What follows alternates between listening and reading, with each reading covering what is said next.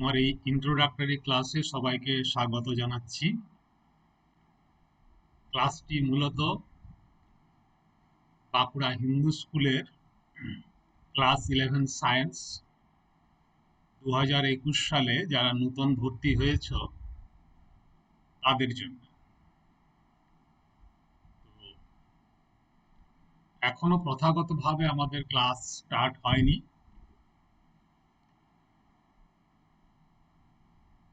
না হলেও আমি গ্রুপটা লক্ষ্য করছিলাম যে গ্রুপে অনেক স্টুডেন্ট রয়েছে, অনেকে বাইরের স্টুডেন্ট রয়েছে, প্রত্যন্ত আদিবাসী এলাকা থেকে আরম্ভ করে বাঁকুড়া শহর, কাছাকাছি কিছু স্কুলের ছেলেরা সকলেই অবশ্যই মেধাবী ছাত্রছাত্রী।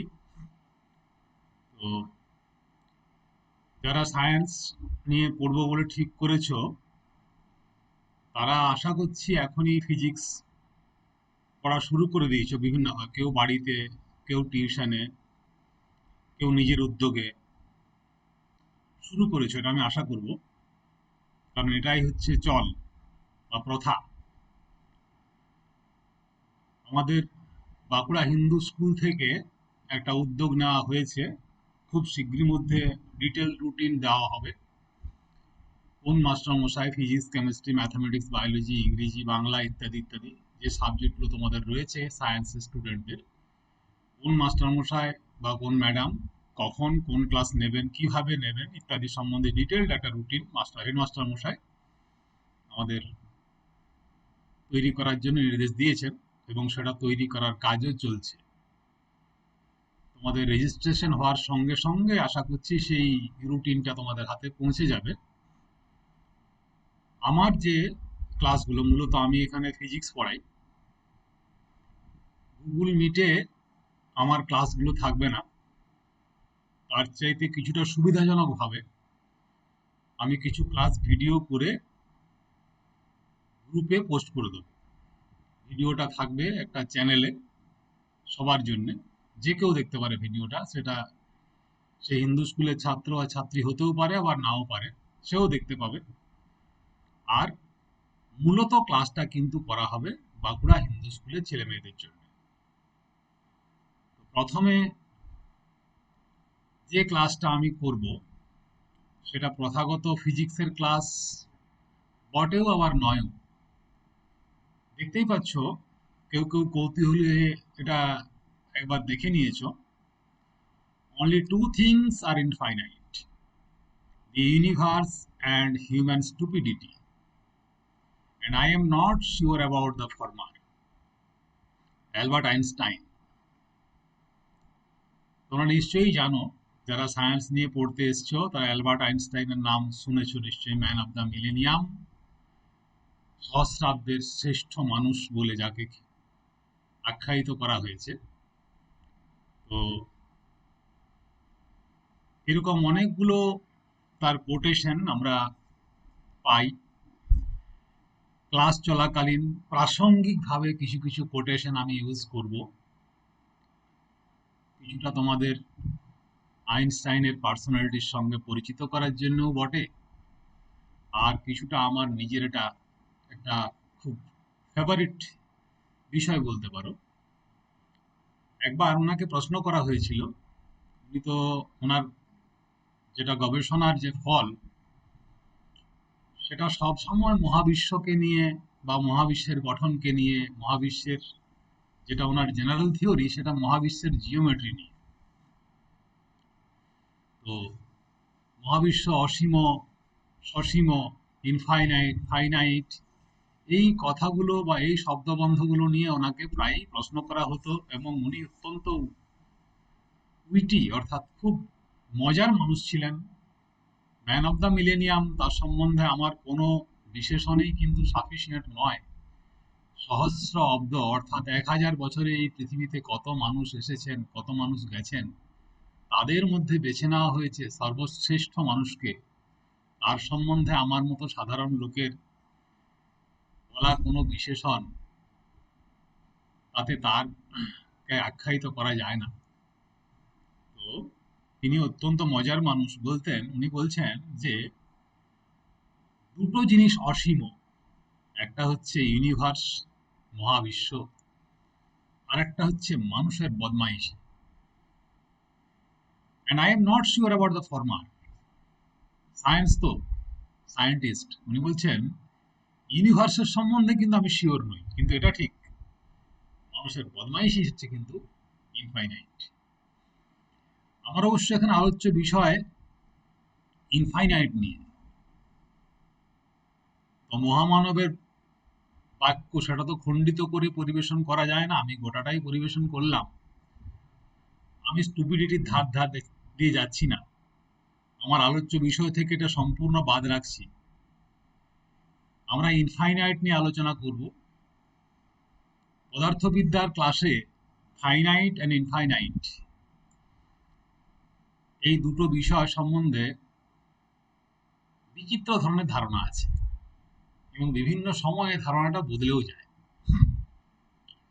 তো বাংলায় যেটা বলে সীমা বা সসীম, যার সীমা আছে, আর অসীম, যার সীমা নেই। এইরকম দুটো জিনিস বা দুটো বিষয় নিয়ে আমরা সহজেই চিন্তা করতে পারি, কিন্তু পদার্থবিদ্যার বিভিন্ন জায়গাতে বিভিন্ন রকম এর মিনিং রয়েছে। সসীম, এটাকে আমরা বলি ফাইনাইট, অসীম ইনফাইনাইট। মূলত এই দুটো শব্দ নিয়ে আলোচনা করা হবে। আগেই বলে রাখি, এটা কিন্তু ফিজিক্সের প্রথাগত ক্লাস বটেও আবার নয়। ক্লাসটা তোমরা এনজয় করবে,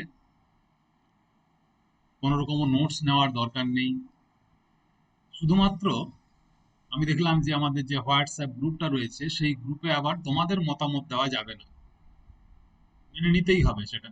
তোমাদের মতামত জ্ঞাপনের সেখানে গ্রুপে সুযোগ নেই, যে কারণে ভিডিওটা দেওয়া হচ্ছে একটা চ্যানেলে। সেই চ্যানেলে ভিডিওটাতে তোমরা নিজেরা কিন্তু মন্তব্য করতে পারবে। আমি নিয়মিত 2-4 দিন এই ভিডিওটা পোস্ট করার পরে কয়েকদিন আমি লক্ষ্য করব, এবং তোমাদের যেটা মন্তব্য সেখানে আমি পাবো, সেই মন্তব্যের ভিত্তিতে পরবর্তী ক্লাসগুলো আমি অ্যারেঞ্জ করব। অবশ্যই পরবর্তী ক্লাসগুলো নিশ্চয়ই, যেহেতু স্কুলের ক্লাস, ইন্ট্রোডাক্টরি ক্লাসে অনেক কিছু বাইরের বিষয়ে আলোচনা করা যাবে। নিয়মিত যে ক্লাসগুলো হবে সেখানে বাইরের বিষয় খুব সংযতভাবে আলোচনা করতে হবে, অথচ আলোচনা না করলেও নয়। তো এখানে এই যে বিষয়টা যেটা আলোচনা করতে চলেছি, ফাইনাইট অ্যান্ড ইনফাইনাইট, এ সম্বন্ধে একটা বিখ্যাত বই রয়েছে।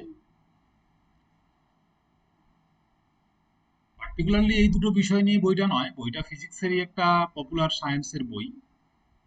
বইটা তোমাদের আমি দেখাচ্ছি, সেখান থেকে একটা গল্প বলে আমি আমার এই ক্লাসটা শুরু করব। বইটার নাম হচ্ছে 1,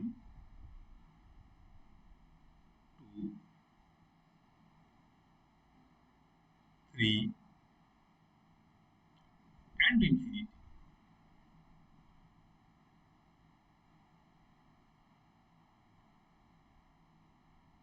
এরকম একটা নাম। যিনি লিখছেন বইটা, তার নাম হচ্ছে জর্জ গ্যামো।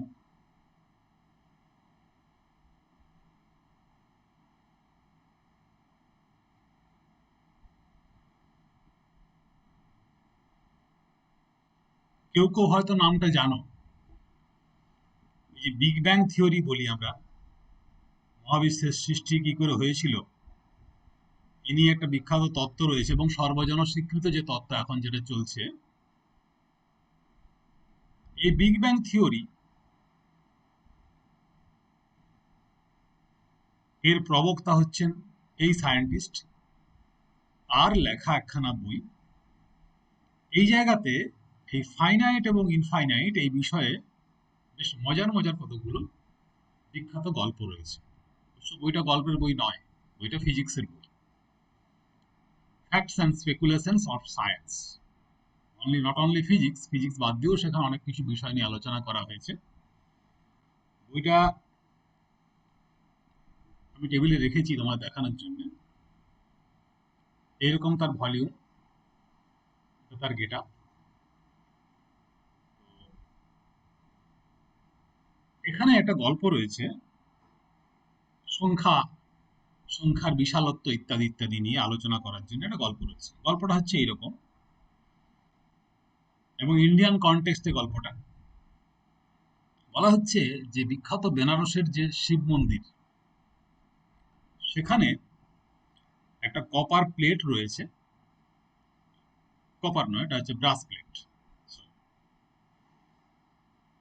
বড় একটা ব্রাস প্লেট রয়েছে, এবং সেই প্লেটের উপরে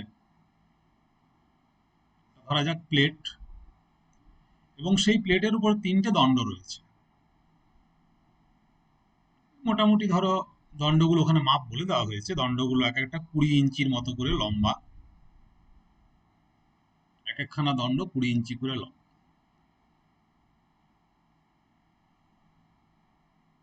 নির্দিষ্ট দূরত্বে রাখা রয়েছে দণ্ড তিনটি, এবং সেই দণ্ডগুলো এরকমই, সেই দণ্ডগুলো এই যে প্লেটটা রয়েছে, প্লেটের সঙ্গে এখানে সাঁটা আছে উপরের দিকে মুখ করে, এবং একটা দণ্ড যেমন করে দেখবে, ধরা যাক একটা দণ্ড এরকম, তার সর্বনিম্ন যেটা যেটা প্লেটের সঙ্গে সংশ্লিষ্ট বা প্লেটের সঙ্গে লেগে রয়েছে যে জায়গাটা, এই জায়গাতে সবচেয়ে বড় একটা চাকতি রয়েছে। চাকতিটার মাঝখানটা আবার ছিদ্র করা আছে, এবং সেই চাকতিটা এখানে পরানো আছে নিচে, এই জায়গা এখানে একটা চাকতি পরানো আছে।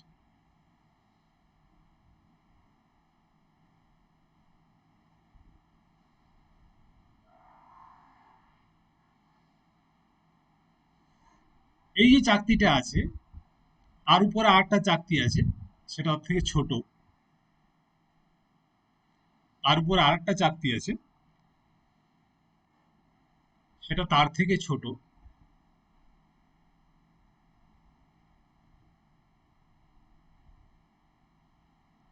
একটার উপর আরেকটা লেগে আছে, এরকম করে একটা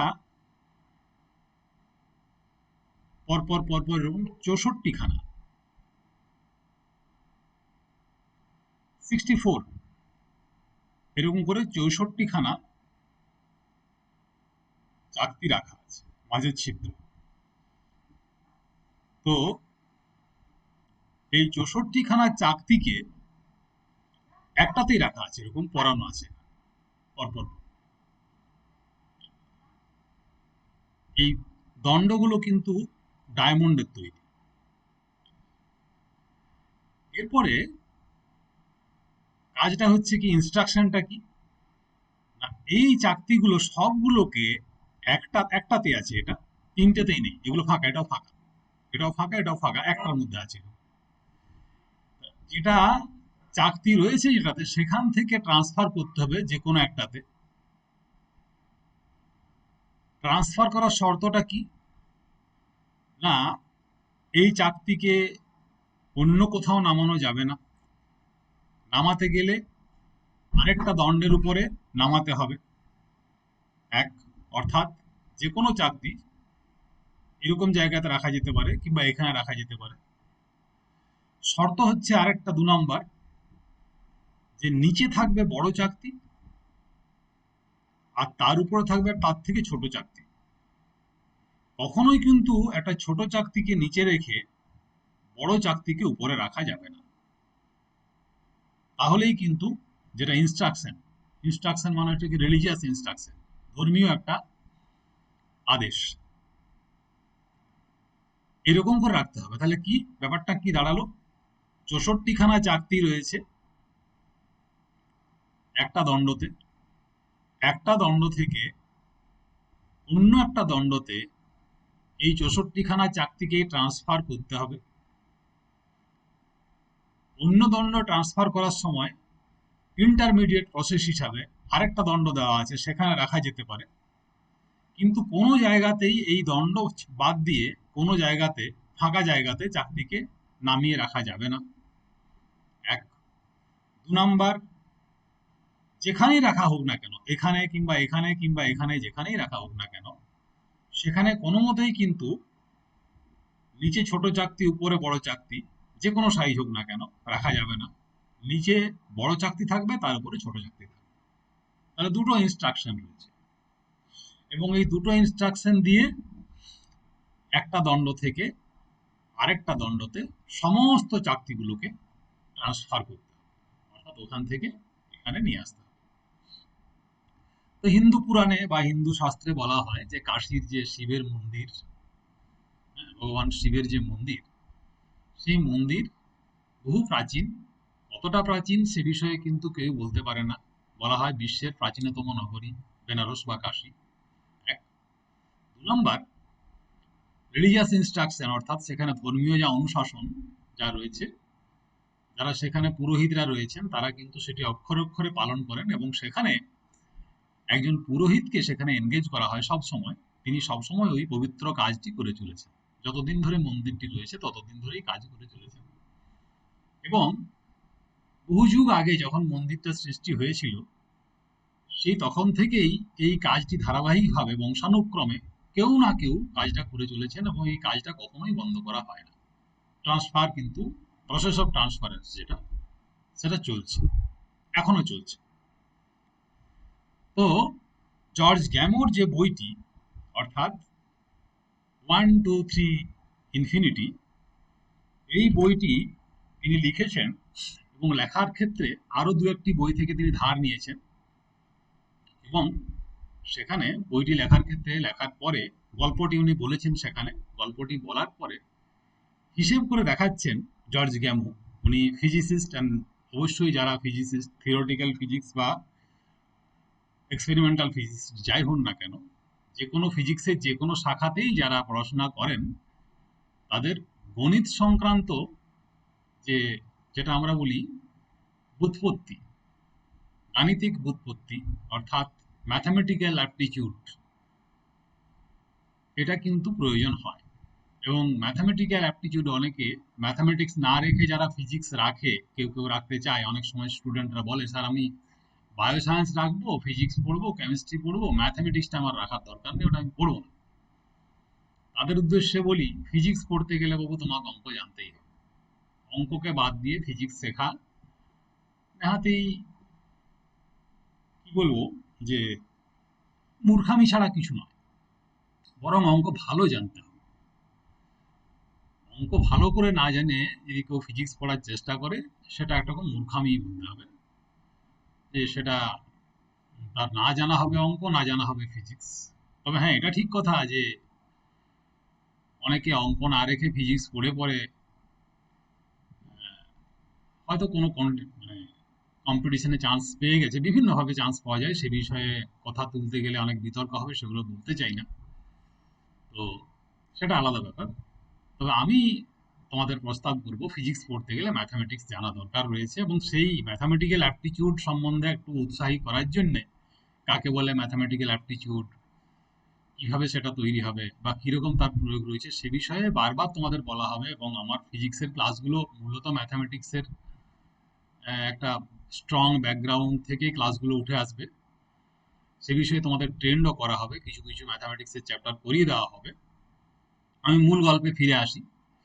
তো জর্জ গ্যামো হিসেব করে দেখিয়েছেন যে টোটাল, আমরা যে চাল বলি দাবার চালের মতো, যদি একটা চাকতি নিয়ে আরেক জায়গায় চাকতিটাকে ট্রান্সফার করাটাকে আমরা চাল বলি, এক একটা দাবার চালের মতো, এক একটা দান বা এক একটা টার্ম বলি, তাহলে সেখানে ওনার হিসেব মতো এখানে টোটাল যে এটা লাগবে, অর্থাৎ টোটাল যে ট্রান্সফার করতে হবে, সেটা হচ্ছে নাম্বারটা 2 to the power 64 - 1, total number of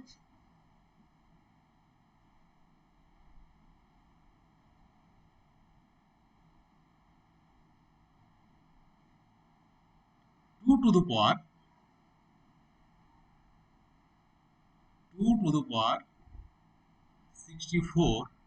1,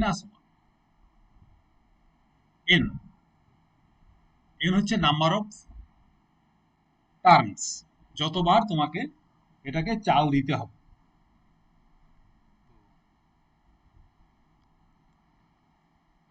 এই যে গল্পটা বলা হয়েছে,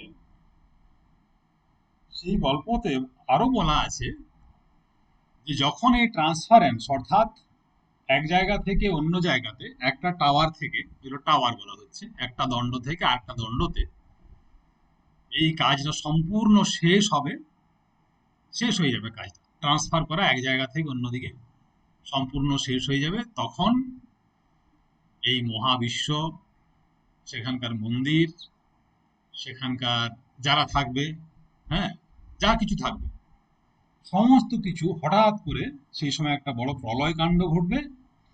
এবং হ্যাঁ, ঠিক এই ল্যাঙ্গুয়েজে বলা আছে,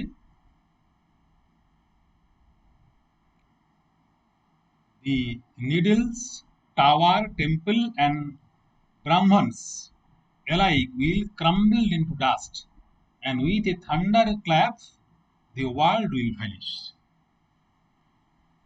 ঠিক এই ল্যাঙ্গুয়েজটি বলা আছে কি, যে যখন ট্রান্সফারেন্সটা কমপ্লিট হয়ে যাবে, অর্থাৎ এই জায়গাটা এখান থেকে সম্পূর্ণ এই চাকতিগুলি এক জায়গা থেকে অন্য দণ্ডে ট্রান্সফার হয়ে যাবে, তখন কি হবে না, তখন যা কিছু রয়েছে, গোটা বিশ্ব ব্রহ্মাণ্ড সমস্ত কিছু ধ্বংস হয়ে যাবে।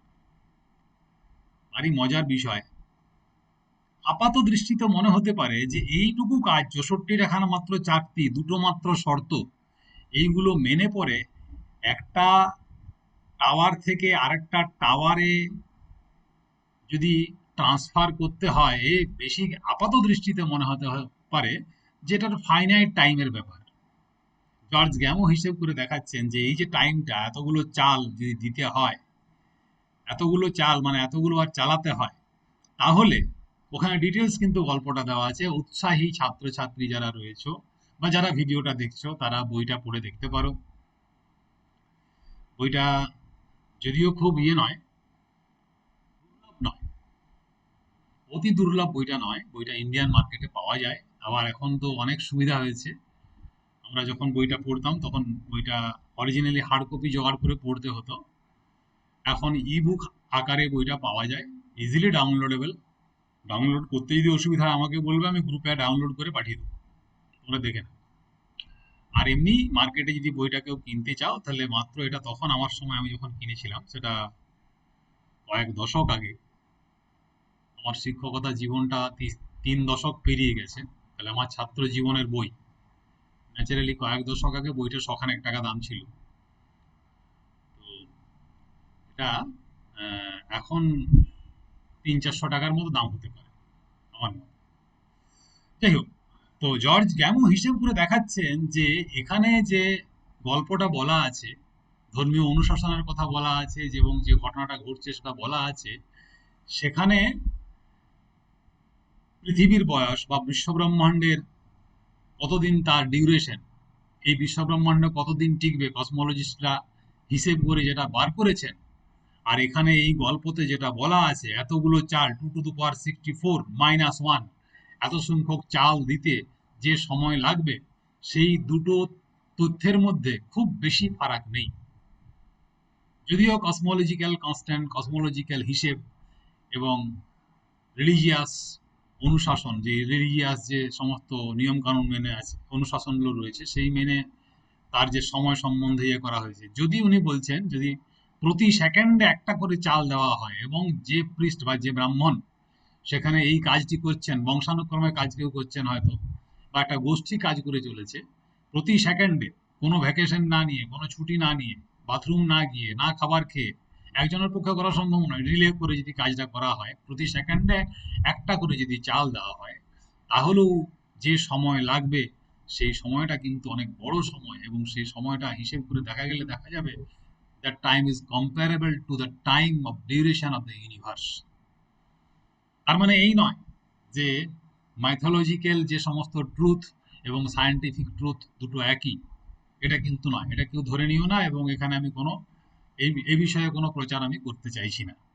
আমি শুধুমাত্র জর্জ গ্যামোর যে বিখ্যাত সায়েন্টিস্ট, এবং এই বইটা আবার কিরকম, জর্জ গ্যামোর যে বইটা, এই বইটার রেফারেন্স আছে কোনো নতুন কিছু নয়, হায়ার সেকেন্ডারি স্টুডেন্টদের পড়তে বলা হয়। তোমরা যদি যারা এনসিইআরটির বই, আমি একটু পরে এই বিষয়ে বলবো, এনসিইআরটি এই সিরিজের ফিজিক্সের বই তোমরা পড়ো এবং পড়বে, এটা ক্লাস 12, এটা ক্লাস 11-এর জন্য ক্লাসটা করছি। এনসিইআরটি ফিজিক্স ক্লাস 12-এর যেটা ভলিউম 2, সেখানে দেখবে একগুচ্ছ বইয়ের রেফারেন্স দেওয়া আছে। কতকগুলো হচ্ছে রেফারেন্স ফিজিক্সের বই সবগুলোই, কতকগুলো পপুলার সায়েন্সের বই, পপুলার ফিজিক্সের বই, আর কতকগুলো হচ্ছে সাবজেক্ট রেফারেন্স, চ্যাপ্টার রেফারেন্সের জন্য বই। প্রত্যেকটা বইয়েই কিন্তু অত্যন্ত মূল্যবান বইয়ের রেফারেন্স দেওয়া আছে। মূলত আমার ছাত্র জীবনে আমি ওই রকম একটা বইয়ের থেকে রেফারেন্সটা পেয়ে বইটি কিনে আমি এই বইটি পড়েছিলাম।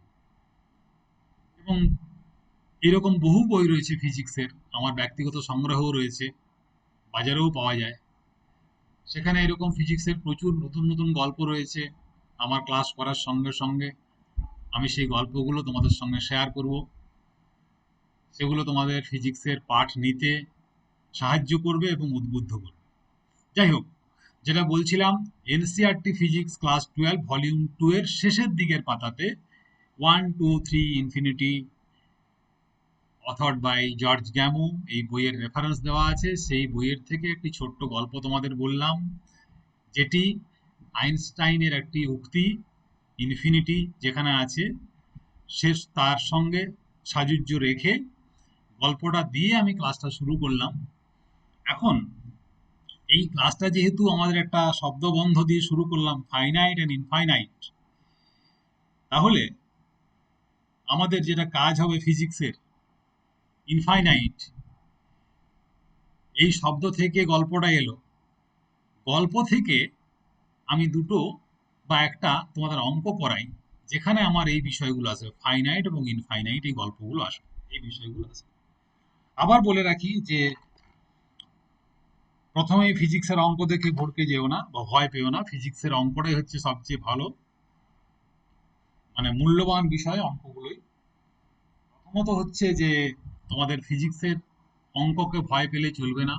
আরো দু একটা কথা বলে দিই, যে বইগুলো বাজারে অ্যাভেলেবেল, তোমরা যেগুলো কালেক্ট করেছো, কারো নাম বলা উচিত হবে না, বইয়ের ভলিউম, বইয়ের যে বৃহৎ আকৃতি, সেই আকৃতি দেখে ভয় কেউ পাবে না। ফিজিক্সের বই যেগুলো বিখ্যাত বই, যেগুলো পড়তে হয়, সেগুলোর ভলিউম এত বড় নয়। বাণিজ্যিক কারণে বইগুলোকে বড় করা হয়।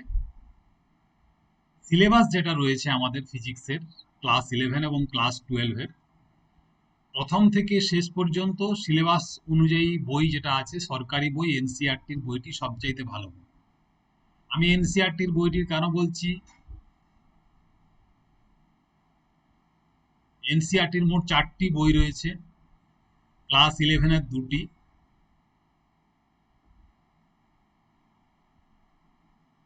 11-এর ভলিউম 1, ভলিউম 2, আর ক্লাস 12-এর জন্য আরো 2টি বই রয়েছে, ভলিউম 1 এন্ড ভলিউম 2। তো এই 4টি বইয়ের যে মিলিত ভলিউম, সব মিলিয়ে যেটা হবে, সেটা ক্লাস 11-এ যেগুলি বাজার চলতি বই রয়েছে তার সঙ্গে সমান, অর্থাৎ প্রায় অর্ধেক হয়ে গেল ওখানে। ন্যাচারালি এই দুটো বই আবার পড়লে ক্লাস 11 এবং ক্লাস 12-এর ভলিউম 1 এবং ভলিউম 2, মোট 4টি বই যদি কেউ পড়তে পারো, তার নিউমেরিক্যাল প্রবলেমগুলি করতে পারো এবং বইটি খুঁটিয়ে পড়তে পারো, বই 4টি, তাহলে তোমাদের প্রথমত হচ্ছে কি, যেই মেন অ্যান্ড অ্যাডভান্স এই দুটো পরীক্ষাতে ওই সিলেবাসের বাইরে কোনো জায়গা থেকে কোনো কোশ্চেন করা হয় না, নাম্বার 1। নাম্বার 2, নিট বলে যে পরীক্ষাটা হয় মেডিকেলের জন্য, এই পরীক্ষাতেও এনসিইআরটির বইয়ের বাইরে থেকে, মানে ওই বইয়ে বিষয়বস্তু যা আছে, বইয়ের কোশ্চেনটি হুবহু দেবে না, কম্পিটিশনের এরকম পরীক্ষায় প্রশ্ন হয় না। ওই বইয়ে বিষয়বস্তু যা সন্নিবেশিত করা রয়েছে সেই বিষয়বস্তুর উপরে বেস করে কিছু নিউমেরিক্যাল প্রবলেম, কিছু গ্রাফিক্যাল প্রবলেম, কিছু ইনফরমেশন, কিছু অ্যাসারশন রিজন, প্রশ্নের ভাগ রয়েছে বিভিন্ন রকমের। One option correct, multi option correct, অর্থাৎ একমাত্র একটি মাত্র অপশন কারেক্ট হবে, কোনো কোনো প্রশ্নের একাধিক অপশন কারেক্ট হয়। এরকম বিভিন্ন রকমের কোশ্চেন করা হয়, কিন্তু বিষয়বস্তুটা হচ্ছে বেসিক যে বিষয়টা থাকে সেটা কিন্তু এনসিইআরটির বইতে রয়েছে। আমাদের এখানে যে ক্লাস করানো হবে সেই ক্লাসে মূলত এনসিইআরটির বইয়ের যে বিষয় রয়েছে সেই বিষয়গুলি নিয়েই আলোচনা করা হবে। এবং আমি দেখেছি হিসেব করে যে এনসিইআরটিতে যা যা রয়েছে আমাদের পশ্চিমবঙ্গ সরকার থেকে, যেটি উচ্চ মাধ্যমিক সংসদ আমাদের যেটি রয়েছে, তারা যেটা সিলেবাস দিয়েছেন এবং এনসিইআরটি যেটা সিলেবাস প্রায় সেম, খুব বেশি তফাৎ নেই। তফাৎ একটাই, পশ্চিমবঙ্গ সরকারের পক্ষ থেকে যেমন করে কেন্দ্রীয় সরকার একটি বই বার করেছেন, একটা একগুচ্ছ বই বার করেছেন, পশ্চিমবঙ্গ সরকারের পক্ষ থেকে সেই রকম বই বার করে দেওয়া সম্ভব হয়নি। সেটা সরকারের ব্যাপার, সেটা নিয়ে তো আমার কিছু বলা যাবে না। তবে যারা সায়েন্স নিয়ে পড়তে এসছো, যে স্কুলেই পড়ো না কেন, আমাদের বাঁকুড়া হিন্দু হাই স্কুলে বা অন্য যে কোনো স্কুলে, সায়েন্স নিয়ে যারা পড়তে এসছো তারা সবাই ইংরেজি জানবে বা ইংরেজি জানে এটা ধরে নিয়েই কিন্তু আমি ক্লাসটা শুরু করেছি। তো বিষয়বস্তু যদিও সেখানে ইংরেজি ভাষায় সন্নিবেশিত রয়েছে, এখানে যেটা লেখা হবে বা প্রবলেমগুলো করা হবে সেগুলো ইংরেজিতেই করা হবে। আর কমিউনিকেশন করার জন্য তোমাদের সঙ্গে বাংলা এবং ইংরেজি এই দুই ভাষাতেই আমি কমিউনিকেশন করব। এবং বিষয়বস্তুর যেটা লুসিডিটি বা তার হচ্ছে কি বলবো, যে ওরিয়েন্টেশন, তার সহজবোধ্যতা, কোনটার পরে কোনটা পড়ানো হবে ইত্যাদি ইত্যাদি, এরকম কতগুলো বিষয় আমার পরিবর্তন কিছু করব আমি, সেটা তোমাদের সুবিধার জন্য এবং আমার সুবিধার জন্য। তার মানে এই নয় যে আজকেই দৌড়ে এনসিইআরটির বইটা কিনে নিয়ে চলে এসো। এনসিইআরটির বই খুব সহজে ডাউনলোড করা যায়। যাদের কাছে মোবাইল, এটা যারা দেখছে তাদের কাছে অবশ্যই মোবাইল রয়েছে, মোবাইল ছাড়া দেখা যাবে না। মোবাইল, ট্যাব, কম্পিউটার, ল্যাপটপ ইত্যাদি যে কোনো ডিভাইসে এনসিইআরটির বই খুব ইজিলি ডাউনলোড করা যাবে ওদের সাইটে গেলেই। আগে ডাউনলোড করে বইটা তোমরা আগাগোড়া দেখে নেবে। বইটা দেখে নিয়ে পরে আমি যখন ক্লাসটা করব, সেই ক্লাসে পার্টিকুলার কোন পেজের থেকে কোন থিওরি পড়াচ্ছি, কোন পেজে সেটা রয়েছে, সেটা আমি এখানে লিখে দেবো। তাতে করে তোমাদের বিভ্রান্তি যেটা, তার সম্ভাবনা কমবে। প্রথমত হচ্ছে কি, বাজার চলতি বইয়ের কথা, এই যে ভিডিও যেটা করা হচ্ছে, সরকারি কর্তা ব্যক্তিরা ইচ্ছা করলে দেখতে পারেন। যেহেতু আমি একটি সরকার স্পন্সরের, গভর্নমেন্ট স্পন্সর স্কুলে কর্মরত, তাহলে সরকারি যারা কর্তা ব্যক্তি রয়েছেন তাদের কিন্তু দেখার অধিকার রয়েছে ভিডিওতে আমি এমন কোনো কথা বলছি কি না যেটি আমাদের প্রথা, সাংবিধানিক প্রথার বহির্ভূত কিনা। অতএব এখানে কোনো বাণিজ্যিক বইয়ের কথা বলা যাবে না। যে বইয়ের কথা আমি দেখালাম এনসিইআরটির বইয়ে তার উল্লেখ রয়েছে। জর্জ গ্যামোর বই নিয়ে কথা বলতে গেলে তাকে যদি এই নিয়ে কোনো বিতর্ক ওঠে, তাকে লোকে দোষারোপ করবে মাস্টার মশাই ক্লাসের ছেলে মেয়েদের জর্জ গ্যামো সম্বন্ধে বলেছেন, এটা নিয়ে কথা উঠবে না। হ্যাঁ, তবে ওই যে স্টুপিডিটি বলে একটা কথা আছে, উল্লেখ করেছিলাম, সেখান থেকে উঠতে পারে, বিচিত্র কিছু নয়। তো এ যেটা বলছিলাম যে এনসিইআরটির বই তোমরা ডাউনলোড করবে, বিনা পয়সায় ডাউনলোড করা যাবে, সরকারি বই। ডাউনলোড করে তোমরা দেখে নেবে যে বইটি তোমার পক্ষে বইটি গ্রহণযোগ্য কিনা। প্রথম প্রথম তোমাদের মনে হতে পারে যে ইংরেজি ভাষায় লেখা আছে, আমরা তো সবাই বাংলা মিডিয়ামের স্টুডেন্ট, অধিকাংশই বাংলা মিডিয়াম, আমাদের কিছু ইংলিশ মিডিয়াম থেকে এসছে আমি লক্ষ্য করে দেখেছি। তো তোমরা বইটি পড়বে, প্রথমে কিন্তু ভয় পেও না, ভয় পেও না যে বইটা পড়তে পারবো না। মনে সাহস রেখে বইটা পড়তে শুরু করো। তুমি প্রথম দিন এক পাতা পড়ো এবং তোমাকে আমি সাহায্য করবো।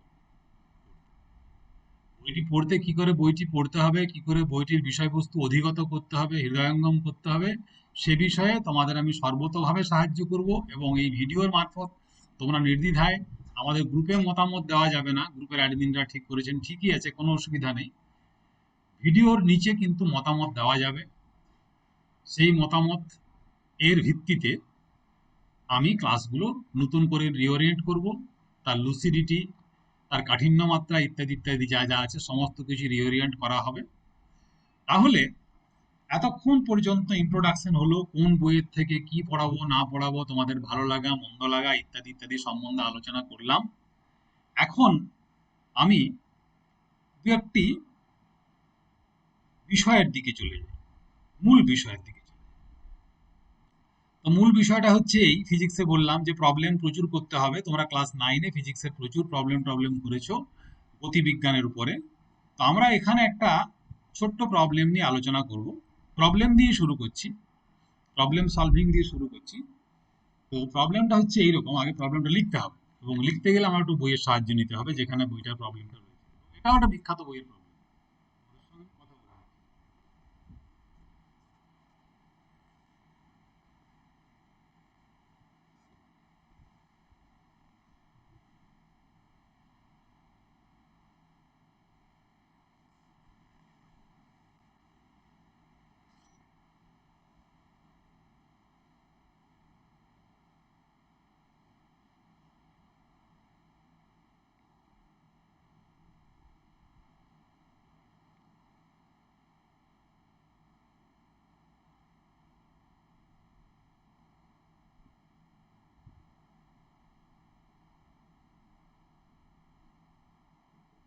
Each second a rabbit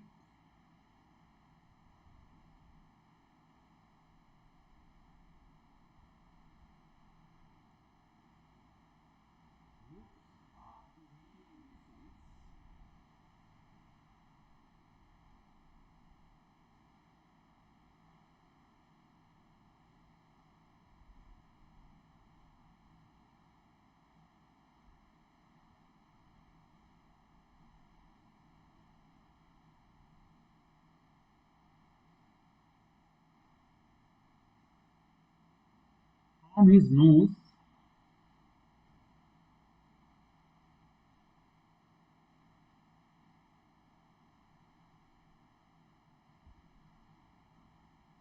to the head of a lettuce.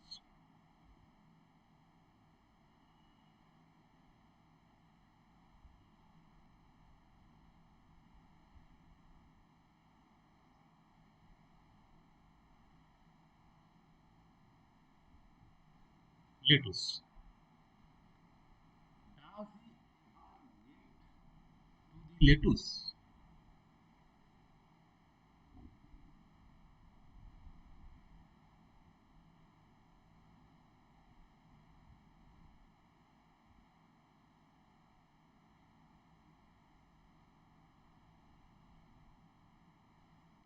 তারপরে আছে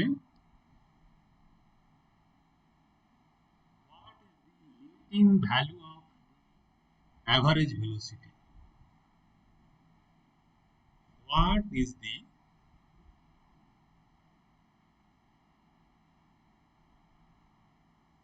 limiting value?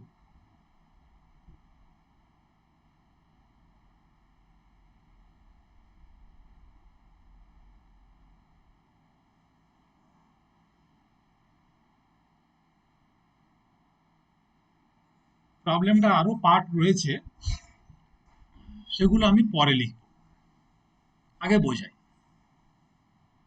ইচ সেকেন্ড এ র্যাবিট, একটা rabbit moves half the remaining distance from his nose to the head of a lettuce. Lettuce এক ধরনের শাক, অনেকেই জানে এটা, আর rabbit একটা প্রাণী, এটা অনেকেই জানে।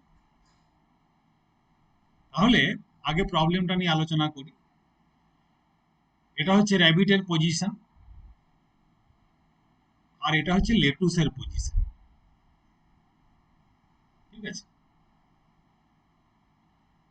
আর এটা একটা র্যাবিটের পজিশন।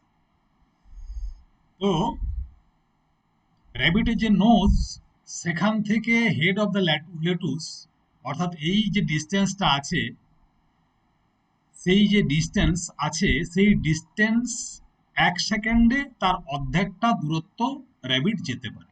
মানে কিরকম, যদি এই ডিস্টেন্সটা 1 কিলোমিটার হয় তাহলে ফার্স্ট সেকেন্ডে সে যাবে 1/2 কিলোমিটার, তারপরের সেকেন্ডে মানে সেকেন্ড সেকেন্ডে যাবে 1/4 কিলোমিটার, তারপরের সেকেন্ডে সে যাবে 1/8 কিলোমিটার, তারপরের সেকেন্ডে যাবে সে 1/16 কিলোমিটার। লক্ষ্য করে দেখো, যা রিমেনিং ডিস্টেন্স, তাই বলছি remaining distance from his nose to the head of the lettuce moves half the remaining distance. যতটা দূরত্ব থাকবে তার অর্ধেকটা দূরত্ব 1 সেকেন্ডে যাবে। Does he ever go get to the lettuce, সে কি কোনোদিন লেটুসের কাছে যেতে পারবে? এক, what is the limiting value of the average velocity, বলছে অ্যাভারেজ ভেলোসিটি তার কত। এখন ব্যাপার হচ্ছে এই অঙ্কটা করতে গিয়ে কোনো রকমের থিওরির অবতারণা করিনি, তার কারণ হচ্ছে এটাই, ক্লাস 9-এ তোমরা গতিবিজ্ঞান সম্বন্ধে যা যা থিওরি পড়েছো সেই থিওরি এই অঙ্কটি করার জন্য যথেষ্ট। হ্যাঁ, যে কারণে বিনা অবতারণায় প্রবলেম দিয়ে শুরু করেছি, কেননা প্রবলেমটি একটি বিখ্যাত বই থেকে নেওয়া, আর 2 নম্বর প্রবলেমটা ভীষণ ইন্টারেস্টিং, আর 3 নম্বর হচ্ছে ওই যে ইনফাইনাইট এবং নন ইনফাইনাইট ফাইনাইট এই শব্দবন্ধগুলোর সঙ্গে এই প্রবলেমটা কিছুটা ইয়ে রয়েছে, মানে মিল রয়েছে। যে কারণে অতগুলি প্রবলেমের থেকে, হাজার হাজার প্রবলেম থেকে আমি একটি মাত্র প্রবলেম বেছে নিয়েছি। নাম্বার 1 ইন্টারেস্টিং প্রবলেম, নাম্বার 2 বিখ্যাত বইয়ের প্রবলেম, আর 3 নম্বর হচ্ছে গিয়ে যে এই প্রবলেমটা সঙ্গে আমাদের আলোচনার কিছুটা সামান্য হলেও মিল রয়েছে। তাহলে আমরা ধরে নিচ্ছি initial distance, answer, let the initial distance is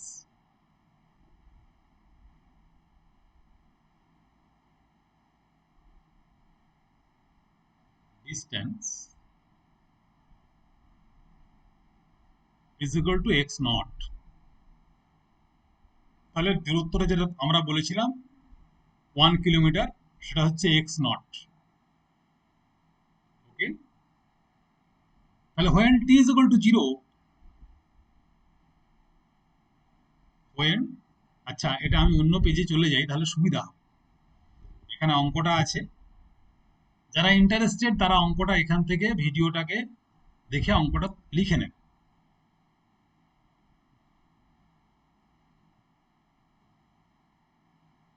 তাহলে this is rabbit and this is lettuce।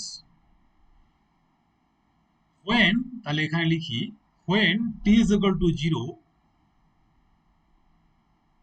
t is equal to 0, তুমি বসে রয়েছে এখানে, তোমার হাতে একটি ঘড়ি আছে, সেই ঘড়িটি তুমি দেখছো 0, 1, 2, 3, 4, 5 এটসেট্রা এটসেট্রা, নেভার এন্ডিং, আবার জিরোতে আসছে না।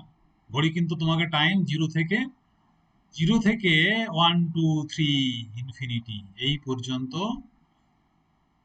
টাইম কিন্তু রয়েছে। 1, দেখো মিলটা কোথায়,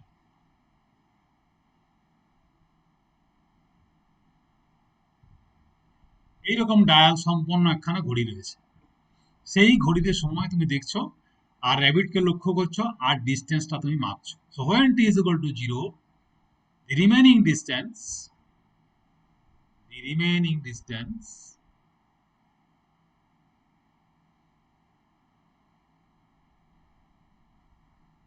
is equal to x naught। when t is equal to 1, 1 second হয়ে গেছে, 1 সেকেন্ড হয়ে গেছে, হাফ ডিস্টেন্সে চলে এসছে র্যাবিট, তাহলে রয়েছে এখন half distance. The remaining distance is equal to x naught by 2। when t is equal to 2, the remaining distance is equal to x by 4। এই যে x by 4 আছে এটাকে আমি লিখতে পারি, এবার দেখো এটাকে আমি সাজাচ্ছি, is equal to x naught by 2 to the power 0, এটা লিখতে পারি x naught by 2 to the power 1, এটা লিখতে পারি x naught divided by 2 to the power 2। লক্ষ্য করে দেখো, আমাদের স্টুপিডিটি দিয়ে আমরা এটাকে এটার সঙ্গে মিলিয়ে দিলাম, 0 0, 1 1, 2 2, ওকে। when t is equal to 3, the remaining distance is equal to x by 8, and that is equal to x naught by 2 to the power 3। একটা জেনারেলাইজেশন পেয়ে যাচ্ছি আমরা। when t is equal to n, 1 থাকলে 1 হয়, 0 থাকলে 0 হয়, 2 থাকলে 2 হয়, 3 থাকলে 3 হয়, 4 থাকলে 4 হয়, n থাকলে n হয়। The remaining distance is equal to x divided by 2 to the power n, when t is equal to n second. আমার ঘড়িটা কিন্তু এরকম 1 2 3 আপ টু ইনফিনিটি। তাহলে সেখানে কাটা আমার গেছে n এর ঘরে কাটা গেছে, আমি লক্ষ্য করেছি। n এর ঘরে যখন কাটা গেছে তখন ডিস্টেন্সটা কত এখানে, না only 1 by x naught by, sorry এটা এক্স নট, প্রত্যেকটা এক্স নট রয়েছে, x naught by 2 to the power, এখানে কাটায় যত এখানে তত, এতটুকু দূরত্ব রয়েছে। তাহলে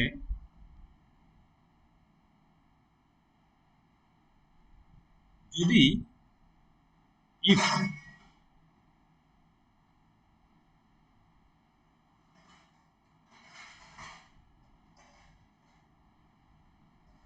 the remaining distance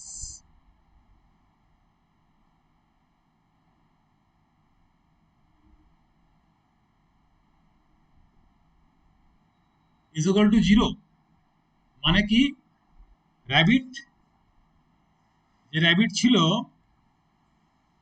এই জায়গাতে, লেটুস ছিল এই জায়গাতে, এরপরে র্যাবিট এবং লেটুস এক জায়গাতে চলে এসছে, আর যে পয়েন্টে এলো সেই পয়েন্টে, তাহলে remaining distance is equal to 0।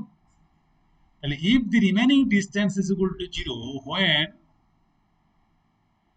time t is equal to n, then we can write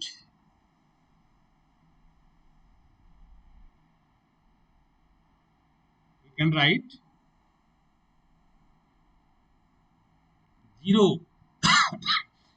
0 is equal to x naught by 2 to the power n। আমরা ধরে নিচ্ছি যে n সেকেন্ড সময় অতিবাহিত হলে পরে 0 হয়ে যায় ডিস্টেন্সটা, এবং ম্যাথমেটিক্যাল যেটা আমাদের শর্তগুলো আমরা নিরূপণ করলাম যে remaining distance is equal to 0, 0 is equal to x to the power x naught by 2 to the power n। That means, that implies x naught into half to the power n is equal to 0।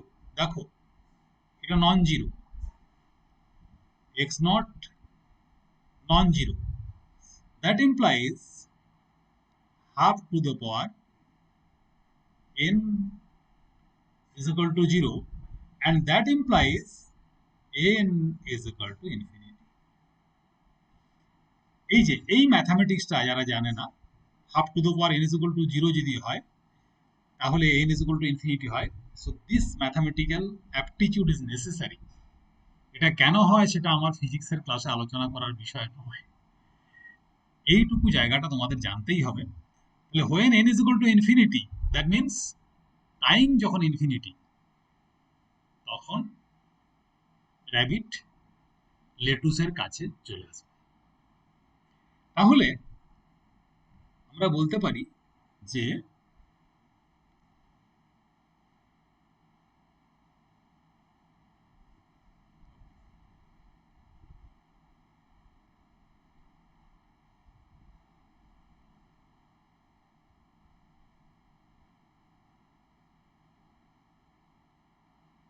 rabbit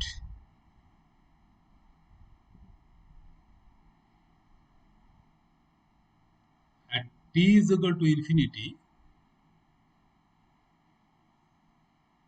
the remaining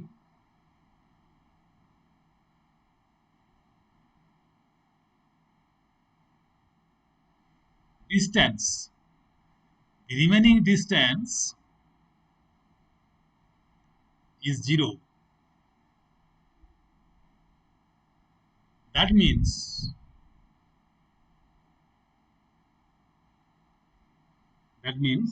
the rabbit practically will never reach to the lettuce.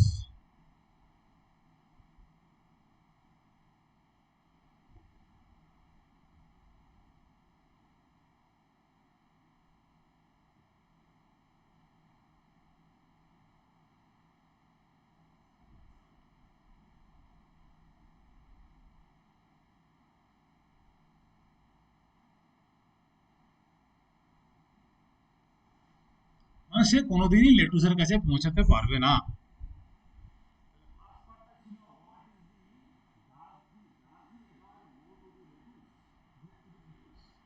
Answer পাওয়া গেল, অ্যান্সারটা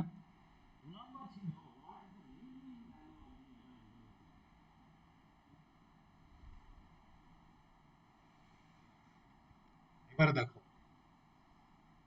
second part, average velocity.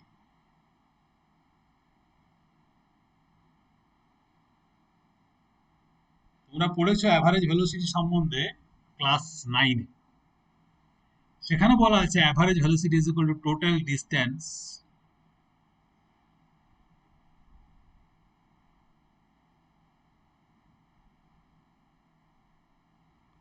By total time.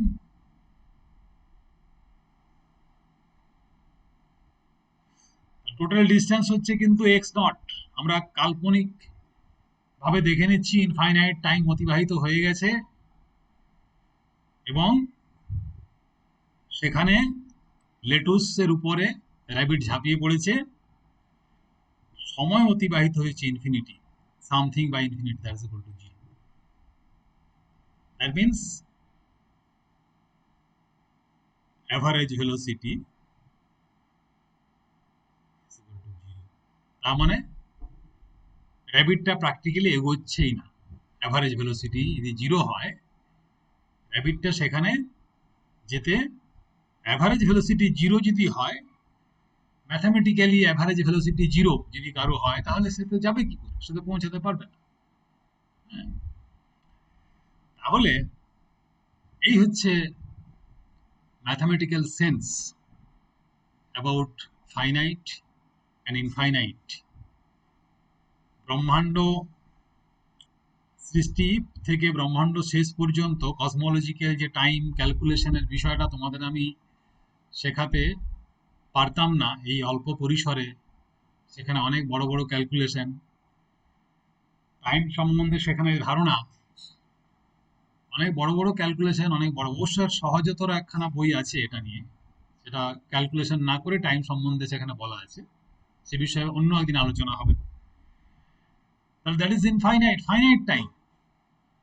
এই বিশ্বব্রহ্মাণ্ড কতদিন টিকবে সেটা finite time, but time required for the rabbit to approach at the lettuce is infinite. Thank you for your watching. আমাদের ভিডিওটি দেখার জন্য প্রত্যেককে ধন্যবাদ। এবং কেমন লাগলো না লাগলো ভিডিওটা আমি আজকেই পারলে পোস্ট করব। কেমন লাগলো না লাগলো তোমরা আমাকে জানাবে, ভিডিওর নিচে মন্তব্য করবে। তোমাদের মন্তব্যের উপরে নির্ভর করছে আমার পরবর্তী ক্লাসগুলো কি হবে। তোমরা, আমার ইচ্ছা অনিচ্ছার কথা তোমাদের আমি বলেছি যে এনসিইআরটির বইয়ের থেকে টপিকস ধরে ধরে আলোচনা করা হবে। যেভাবে আলোচনা করা হলো এখানে, বিষয়বস্তু থাকবে ইংরেজিতে, কমিউনিকেশন করা হবে বাংলাতে। তোমাদের কোনটা পছন্দ অপছন্দ সেটা তোমরা জানাবে। এবং তার উপর নির্ভর করছে আমাদের ভিডিওগুলো কেমন হবে পরবর্তীকালে। প্রত্যেককে ধন্যবাদ এবং শুভেচ্ছা।